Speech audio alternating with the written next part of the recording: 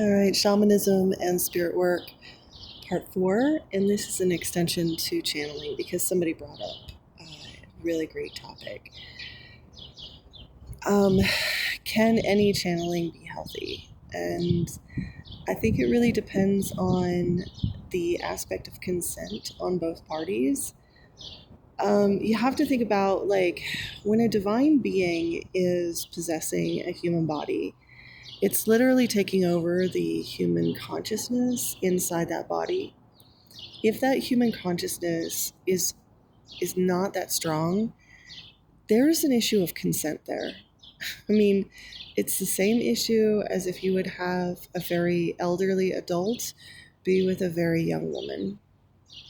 Because the adult has more power, they have more knowledge, they have more emotional control and stability, and the younger woman doesn't have any of that. Her consent can easily be groomed away, and so I question any divine being that would want to channel through a human body, because that divine being is violating some consent laws, and it is not equal and advantageous.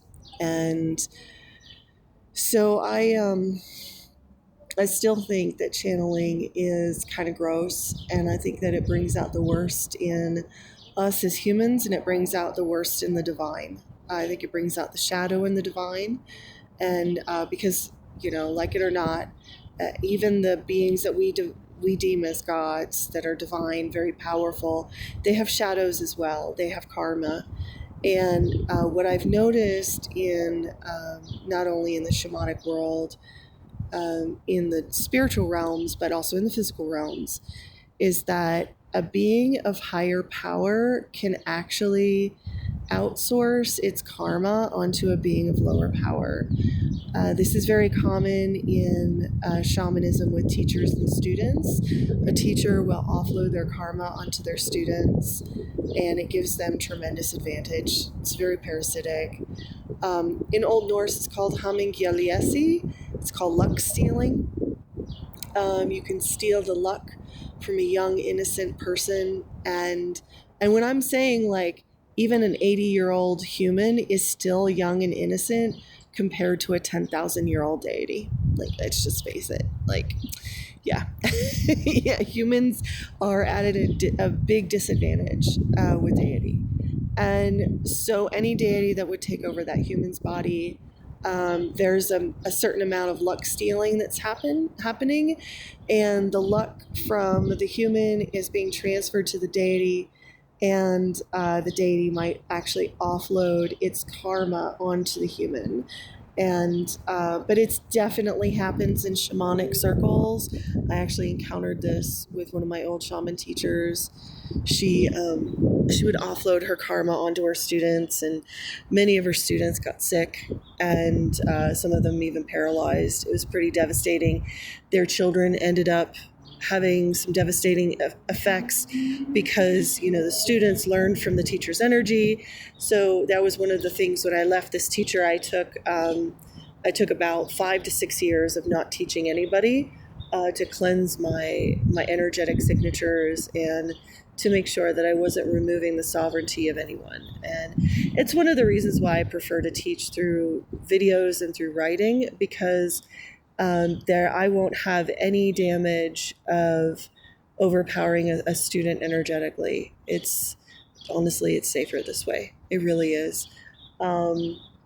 We as humans, we have a big propensity, and we have a big darkness when given a lot of power. And it's no different for a deity. So, no, I still do not think that channeling with deity can heal. I think that it can actually open up even more wounds and cause consent issues and cause karma transference, as well as draining the luck of the devotee.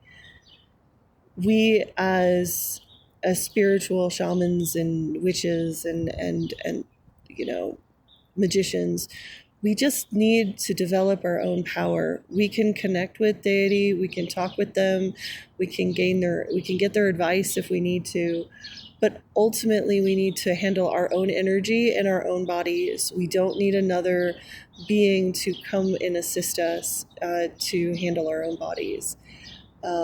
That's not a good way to grow. We need to be sovereign as a species, as a human species.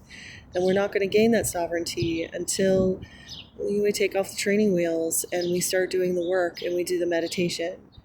I think that a lot of people, they cut corners in their spiritual development by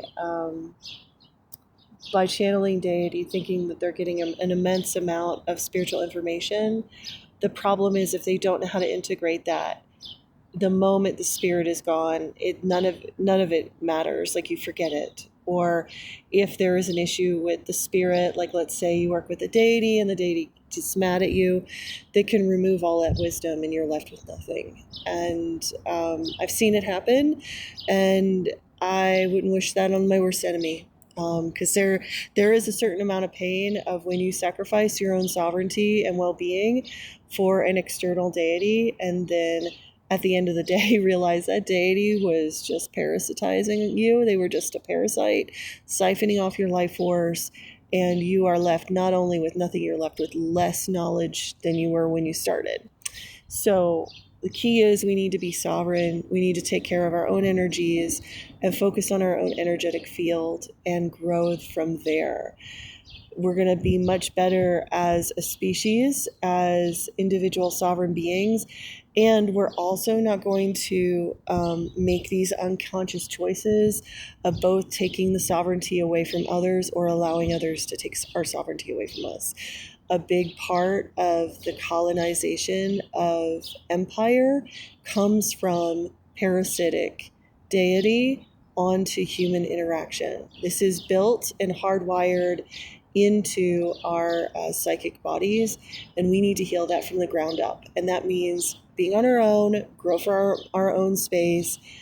We can talk to deities, we can talk to spirits, but we never ask them to take over our body. They are to not touch our bodies, and because there is no consent.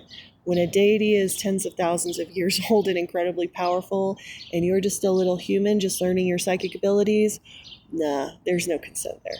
So, unfortunately, I don't think there can be any healing there.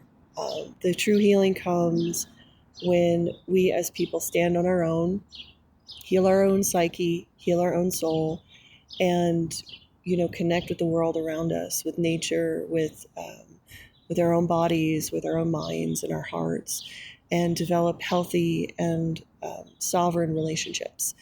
That's where the true healing comes from.